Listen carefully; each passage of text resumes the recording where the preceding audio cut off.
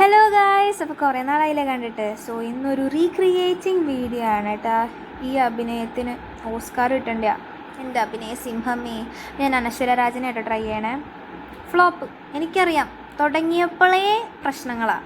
ഒരാഴ്ച ട്രൈ ചെയ്യാം, എന്തായാലും ട്രൈ ചെയ്യണ്ടേ. അപ്പോൾ ട്രൈ ചെയ്തു, സക്സസ്. അപ്പോൾ നമ്മൾ ഇത് പോൺസിൻ്റെ ബ്രൈറ്റ് ബ്യൂട്ടി സിറം ക്രീമാണ്, അതാട്ട് തേച്ച് കൊടുക്കണേ.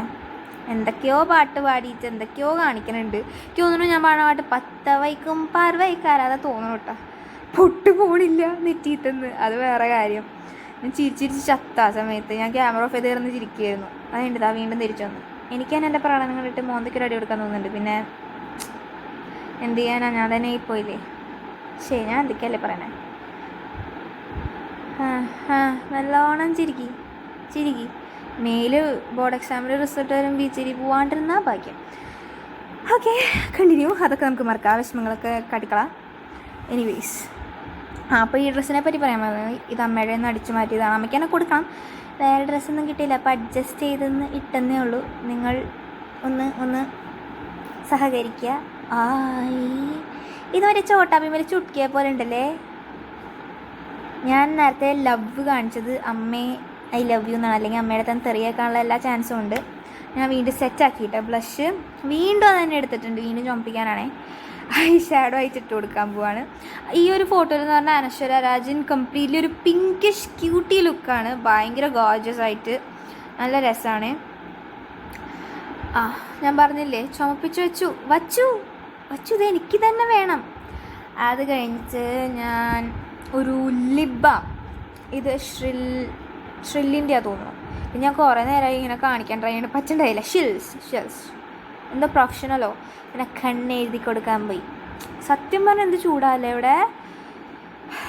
വെള്ളം കുടിച്ച് മേത്തുവാക്കിയപ്പോൾ എനിക്ക് സമാധാനമായി സത്യം പറഞ്ഞാൽ. അതാണ് ഞാൻ ഈ കോപ്രായങ്ങൾ കാണിക്കണത്. ഇതൊന്നും കാണണ്ട. എൻ്റെ എന്താ പറയുക, അഭിനയിക്കുന്ന സിംഹം പുറത്തു വന്നതാണ്. എൻ്റെ ഉള്ളിലെ സിംഹം പുറത്തു വന്നു, അത്രേ ഉള്ളൂ. അപ്പോൾ നമ്മൾ കണ്ണെഴുതി കഴിഞ്ഞു. മുകളിൽ അടിയിലും എഴുതിയിട്ടുണ്ട് കേട്ടോ. ഇത് എന്തൊക്കെയാണ് യൂസ് ചെയ്യണമെന്ന് പോലും എനിക്ക് അറിഞ്ഞുകൂടാ.